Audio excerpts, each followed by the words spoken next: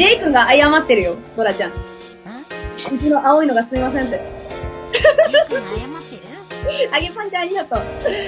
うちの主が申し訳ございません。ジェイ君ペコペコすんな、ライバルなんだから。ペコペコすんな。ジェイ君、いいモデさんに出会ったなぁ。ほら言っただろ。モデレーターの仕事はペコペコすることじゃねえ。いいモデさんやなぁ、ジェイ君は。本当に。喧嘩売りまくって。喧嘩売りまくるわけやめとき。